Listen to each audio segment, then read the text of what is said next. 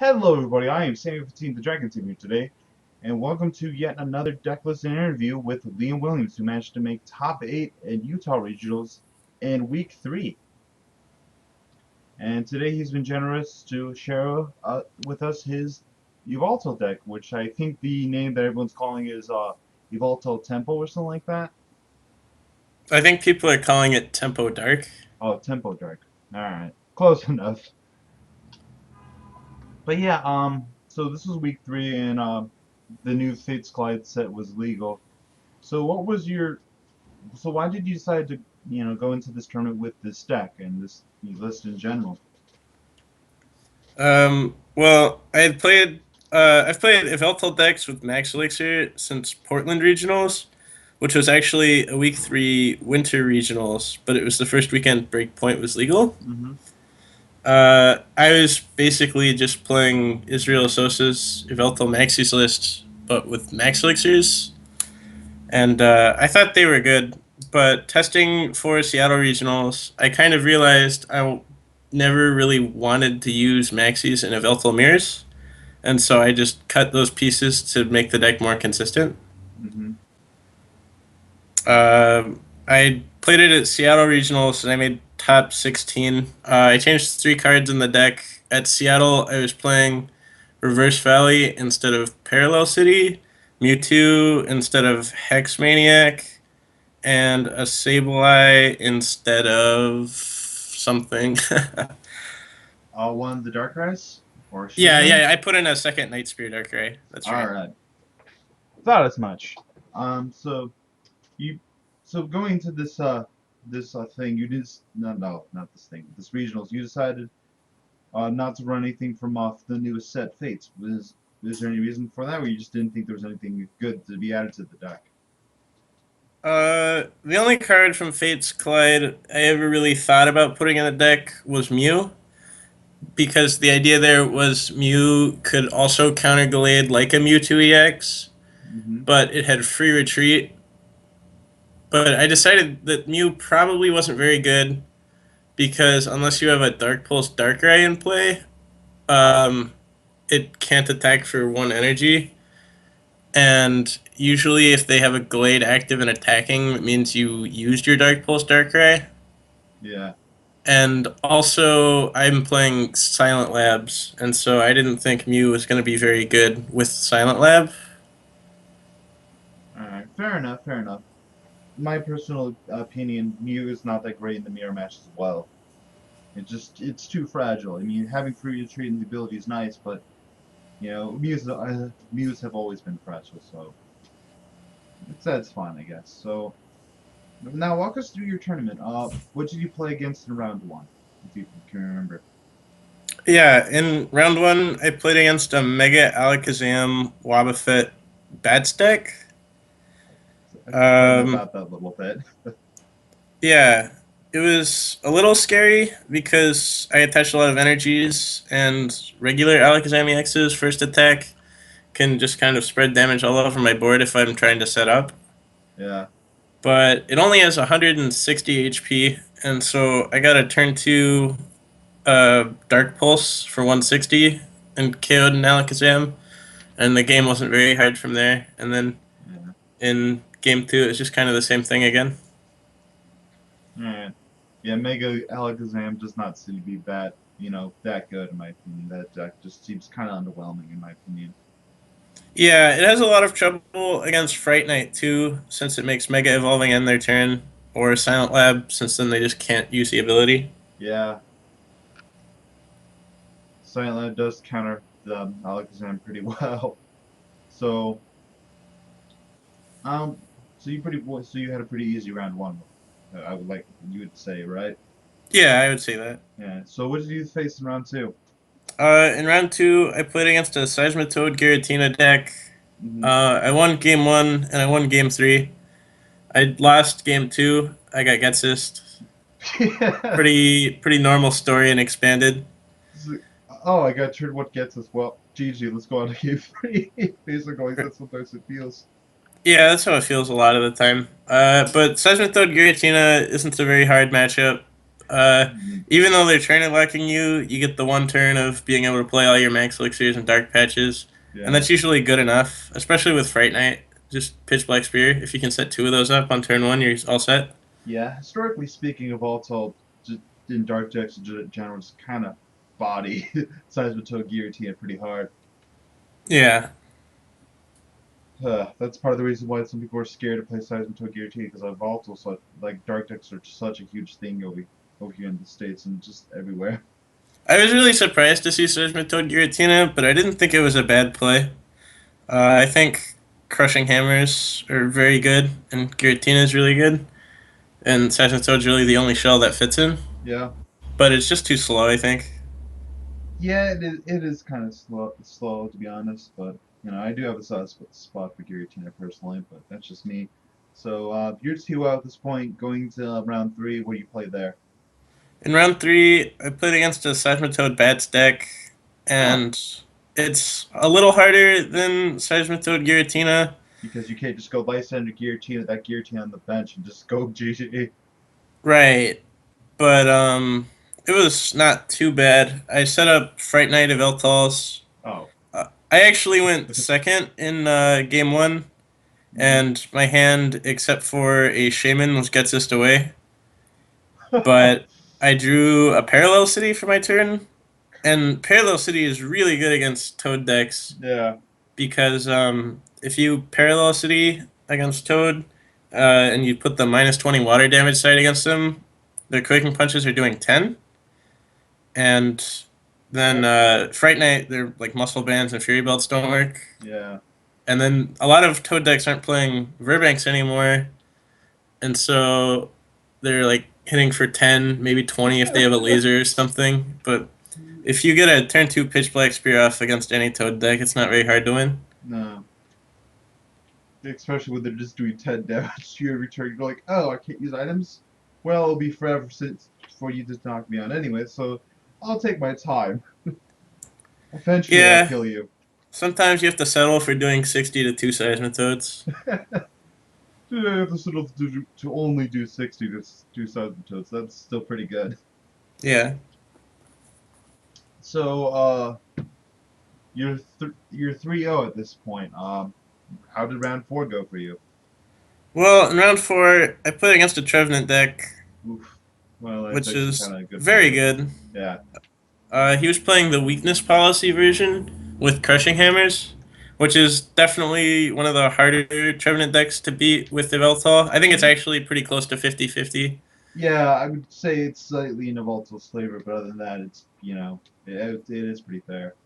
But on turn one of game one, he had to sycamore three of his Trevenants to not lose the game. Oh, So it was pretty easy to win game one from there. whew, I can feel him Uh, wincing from here, all the way in the yeah, it future. was. I had a good laugh. Laughed in his face. Whoa, look at you're that guy. I did lose game two Yep. to turn one Trev, and then I was probably fine, but he hit some good crushing hammers, Yeah. so that slowed me down enough to KO my Fright Night. But game three was just kind of like you get to go first against Trevenant. You get four energies in play. You're ready to start one-shotting Trev breaks with your Dark Pulse. Hmm. It's pretty easy from there. So you won that game, then, correct? Correct. Yeah. So you're 4-0 at this point. How do you feel? I mean, I started Seattle Regionals 5-0-1, and then I didn't top 8, but 4-0 is still very good. It feels a Yeah. lot better than being 3-1 or whatever, you know? Yeah. So at this point, you were fairly confident in winning the next couple matches, then, correct? Yeah, so there weren't very many players in Utah, and last year at Utah, all but one of the 6-2s made top 8. Yeah. So I was pretty sure that I would be in like good shape to have like not the worst tiebreakers of everyone at 6-2 at the very least. Yeah.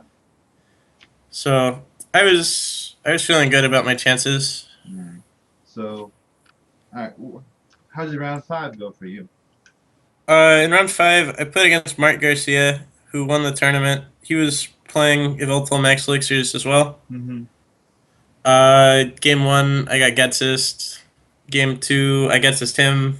And then game three, I started like Jirachi and got Getsist, and then he just Y-cycloned me. Oh So, wow. quite the match. So basically, it went down to get whoever gets his first one. Seems. That's how it goes a lot of the time. I've played a lot of Mir. Yeah, I heard there was a lot of Voltal that day too. Mm, A lot of there Voltal was variants. quite a bit of Yveltal. I don't think Yveltal Maxis is very hard to beat with Yveltal Max Elixir, though. Yeah. But Yveltal Max Elixir mirrors are a little trickier because it's the same deck. Yeah. So you lost that round, unfortunately. You're 4-1. How did you feel?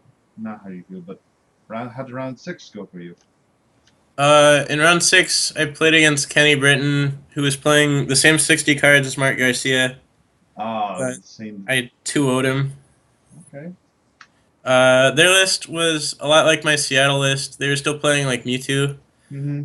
but they were playing 3 Fright Night Yveltals, and they were playing Mr. Mime, which is really good in Mirror, but they weren't playing Oh, Silent Labs. So even though I went second and got Getsist in one of the games, like they didn't have the Silent Lab to really like close the door on it. yeah.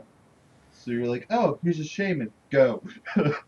Right. So even though they were doing that, I was still able to kind of go off. Yeah, you're playing two shaman as well. I see a lot of Voltal decks just go down to one.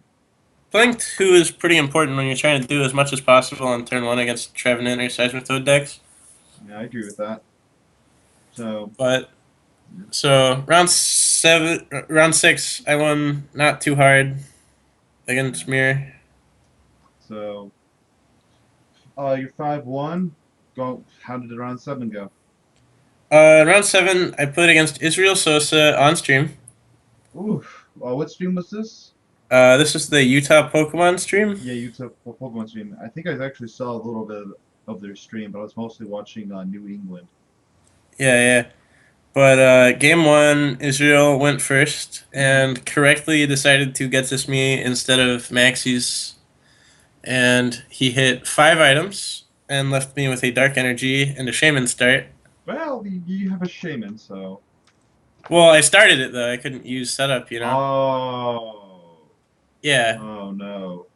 I did draw an Yveltal EX for my turn, and I just kind of had to bench it and attach to it, which is Eh, something you don't usually want to do in Mirror because of Fright Night. yeah.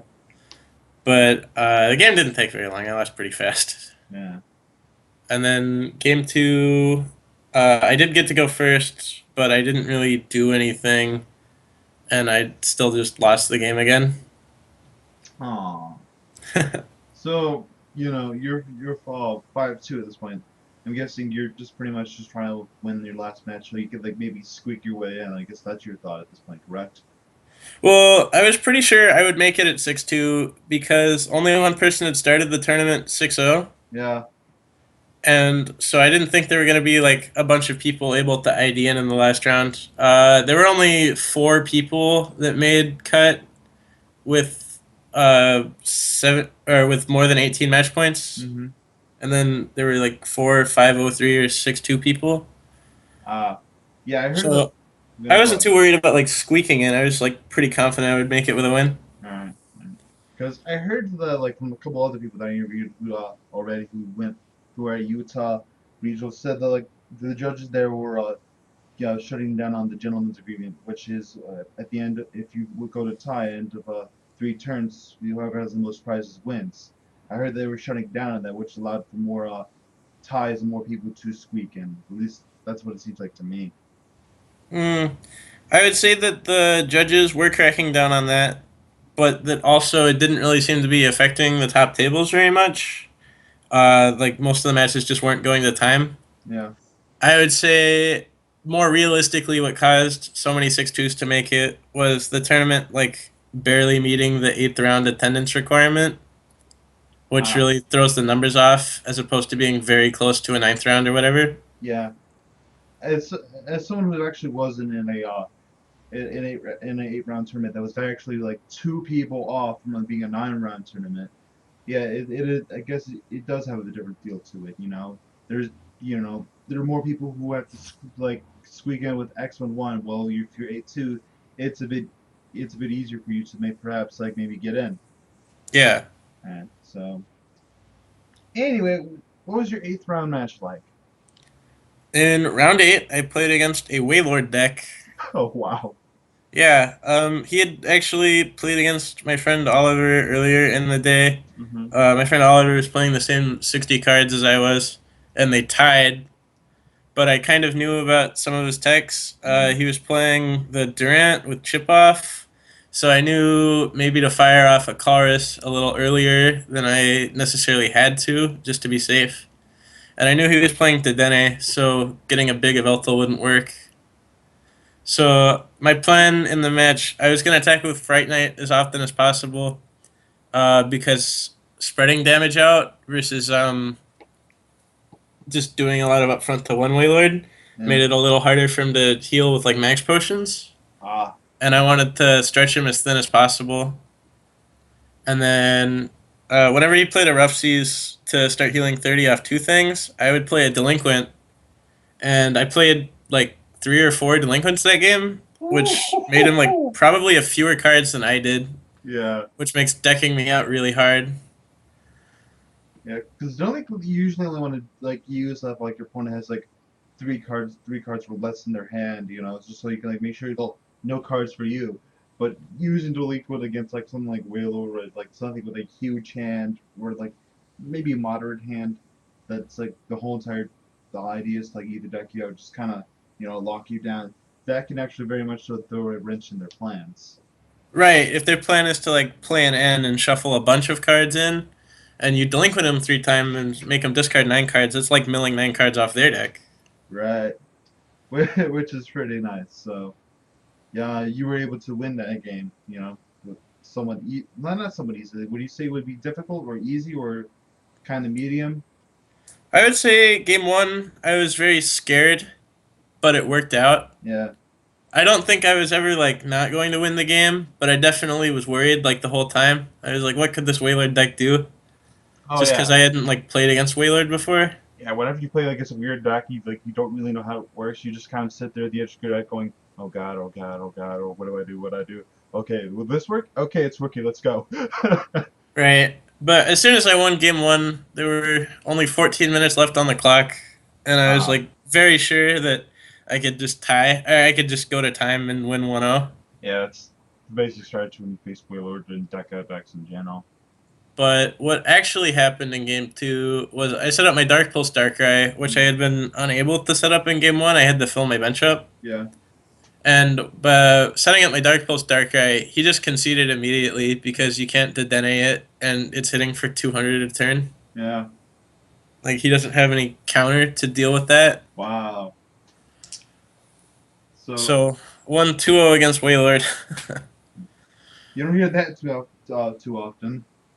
Yeah. Well, I mean, I'm sure another factor in him conceding is like, okay, I'm not going to cheese game two and Right. tie. I'm going to lose the game. So Right. why waste 15 minutes? Yeah, he probably was like, all right, I'm more than likely not going to be able to win this game anyway. Let's just concede now, take a bathroom break, maybe get something to eat real quick, and prepare, and just get ready to go home. Yeah. But so it was really nice winning that one, not too hard. Yeah. So And then top eight went up, and I was seventh seed, so nice, nice. worked out. All right. Top weight was in the next day, correct? Yeah, it was the next morning. Yeah, because I think I heard the regionals actually took like the top eight actually took place that day. Yeah, Edmonton was a 1 day event. Uh, but then again, that was like what, 5 round regionals, 5 or 6 rounds regionals. They played 7 rounds of Swiss, Oh, but it was seven still rounds. pretty small. It had Yeah, 70 something masters, 74, I think. yeah, that was in Canada, right, where they had more moose than people. Yeah. uh, Canada jokes aside, so you go into the next day, you're feeling like fairly confident. What did you play in top eight? I played against Mark Garcia in top eight, who I had lost to in Swiss, but I Yeah. had also beat Kenny in Swiss, who was playing the same 60 cards. I just kind of knew, like, mirror matches probably just go first. You're in good shape. Right. I was going first in game one, so I was like, all right, I'm in all right position here. Right. And then I mulliganed 5 times and didn't draw a supporter. Ugh. Game one was still really close though. It was probably one of the best games I played all weekend. I did Really? not win game one though. Yeah, that's always a heartbreaker. Yeah, but delinquent. I did delinquent him once. He delinquented me once, and we both drew out of it. Delinquent's a great card. Everyone should play it. Yeah, but Delinquent's a great card until your opponent top decks a Sycamore. Yeah, Then and you just feel a then little salty. in game two, I got to go first again because I had lost game one, Mm-hmm. and I getsist him. He still had like stuff to do. Uh-huh. We played a long game, but I had Silent Lab, so it didn't really matter a whole lot that he was playing Mr. Mime because I was still just able to hit his bench. Right. And he didn't play the Dark Pulse Darkrai, and so I'm able to get my Yveltal set up behind that and still hit for like 150, which is really hard for him to deal with. Nice. So you're able to win that game and so you went to game three. Oh, what was game three like? Well, in game three, I went second, Yeah. and my hand was like Jirachi, two DCEs, Oh Silent no. Lab, Delinquent, and Ultra Ball, I think. Something like that. Yeah. Well, at least you had the Ultra Ball. Right, but he gets this, so I didn't have the Ultra Ball anymore. Oh. And I drew for my turn, and it was a Juniper, but he had 2 cards in hand, and he'd used his turn 1 attachment on a Fright Knight on his bench. Yeah, that's tempting. And I knew he didn't play Keldeo, because I was also not playing Keldeo. Yeah. And I just kind of weighed my chances, and I was like, okay, even if I make him discard his hand, or even if he draws like a way out of having his hand discarded, like he probably can't actually KO this Jirachi because he attached a Fright Knight and not a Yveltal EX. Yeah. So I draw a Juniper for my turn, but I delinquent him instead of playing the Juniper, Uh-huh. and I Because just that's your. attach a DC to my Jirachi because I have the Juniper. So if I don't lose like this turn, Yeah. I have a reasonable shot at setting up. Yeah. But like I could just like be very far behind if I let him KO this Jirachi. Yeah. So I hit his 2 card hand and it's DCE Sycamore, but he draws a Shaman for his turn, and I had discarded the Silent Live because of Delinquent. So Oh no. he Shamans and he's able to Evil Ball the Jirachi for the KO. Oh, because he was able to get a switch or something? Yeah. Well, he can attach return and then Dark Patch, Max Elixirs. Oh, that's Shaman. Getting a Shaman off the top deck's even worse than getting a second one now that I think about it. Yeah, but it was okay. At least it was quick. Yeah, to be fair, like the odds of him to be able to like get a Shaman or a Sycamore off the top deck aren't exactly the best, but bet you just kind of felt a little more than disheartened, right? I mean, the like risk of him drawing something off the top was like definitely something I was considering, Yeah. but I was pretty sure that my best chance was to just hope he didn't. Yeah, I think. And so I think it was correct to delinquent him there, but I got punished that time. Yeah. To me, that's one of the more like riskier plays. Like, to me, I feel like there was no real wrong play, but like I feel like if the link were worked out for you, that would have you would be in a better position, I think. Yeah. Yeah. I So. think if I had like a way to expect to be able to get my Jirachi out of the way and attack, I might have tried to play the Juniper. Uh-huh. But I didn't play Float Stones or Keldeo. And so, like, the actual only way to get a Jirachi out of the active position is to, like, attach and retreat. So Yeah. I had used my attachment, and I was like, okay, I can just attack next turn. Maybe I can draw a Pokemon to attach this double colorless to and be in, like, an okay position. But Mm-hmm. I lost, so lost in top 8. It's that's unfortunate how you lost, but you did have a very good run regardless of how you lost. But Yeah, it's top eighting regionals regardless of how many rounds there is. It's no easy feat. yeah, for sure. Yeah. But after I lost early enough, I was able to go play in the league challenge. Oh, really? Yeah, I How do got you? my world's invite there. It was great. Uh, well, we have a little bit more time. So, did you use the same list for the league challenge? Yeah, I used the same deck in the league challenge. I started the league challenge 4-0, and I conceded to my friend Oliver, who was also 4-0 with the same 60 in the league challenge. Nice. But it was a 6 round league challenge, so I ID'd my last round to top 8 to get the 6 points I needed. So, so I was actually about to ask you, or Mara was probably going to ask you near the end of the video, but since we're on the topic, guessing you said as you said you have your worlds invite, correct? Yeah, You just got 300 it. points right now. 300 points exactly. Woo. I could have I was in like I'm going to KO my like sixth prize in the last round of the league challenge, Yeah. but I elected to draw instead of win because I wanted to have exactly 300. I also didn't want to accidentally win the league challenge on tiebreakers because the winning versus second mattered for Oliver. Oh, okay. So you want to like make sure like your friend got the exact points they need so they could make the world's invite as well, correct? Yeah, well, he got second anyway, but it would have mattered if he had won. So if he would have won, would he have made his invite? He was at 270 before the league challenge, so he'd have been at 285. So he'd just need one more win Yeah. instead of being at 282, where you need like two finishes. Right, right. But So he's in good shape.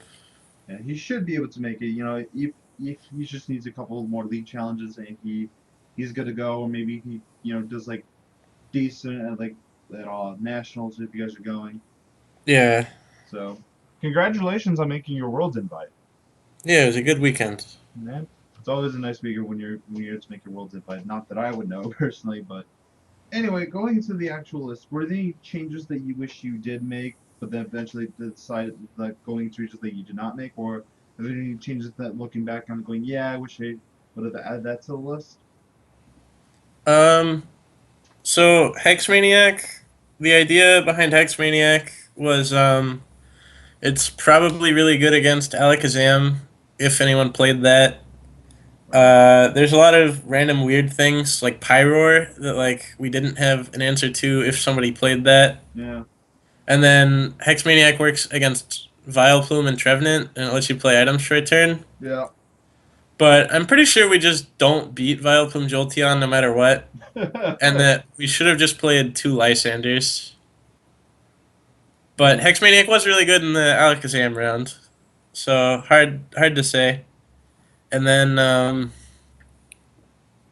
I wish we had played a second Parallel City, but I don't think there's any other real cuts so we could have made. Like Like Parallel City was really good. I don't know where we'd play another one. like you said, you could have cut like maybe the Hexmaniac. So I think maybe Hexmaniac was is more or less a meta call. Would you agree with that? I don't even know if it's a meta call. I think you just shouldn't play it. You I shouldn't. don't I don't know if there's a meta I would play Hex Maniac in unless I was expecting it to be like at least 30% Alakazam. So in other words, you looking back on it, you wish you would take the Hexmare for a second parallel city, correct? Lysander or a Parallel City All or a right, 10th Dark. Those would all be good. all right. So well, I was gonna go on like go about your worlds, talk about your worlds, but like we already talked about that. So are there any decks that you're like most curious about testing going into nationals at all? I haven't played very much Standard this year. I only really played it at States. But I think with N in the format, Greninja is probably the best deck in Standard. And so there's like weird things that like could beat Greninja like Sceptile, but Yeah. I don't know if those things can beat like Night March. So right now I'm just testing like weird things that have good Greninja matchups against Night March and trying to find something that beats both, which probably nothing does. Yeah. Realistically, you could pretty much play whatever you want next. You could play with some random rogue fun deck if you wanted to. You have your worlds invite. You're just playing for fun at this point, or maybe to potentially get your top 16 worlds, no, not worlds, like top 16 for the U.S. and Canada, so you can have like start day two instead. I don't think I would treat nationals as like a joke just because I have a world's invite. Like the top 64 prize money would be a big part of like attending. True, true. So I'd want to do as well as possible, obviously. Yeah. Which is fair enough. It's fair enough. But anyway, thank you for once again appearing on my appearing on my channel. Thank you very much for sharing us with your list, even though you've already shared it with it on the Charizard Alouds, which will be in the description below with the article to that. Let's give them a little shout out. Utah Pokemon, that will also be in the description below, since I like to give shout outs and little like share the love.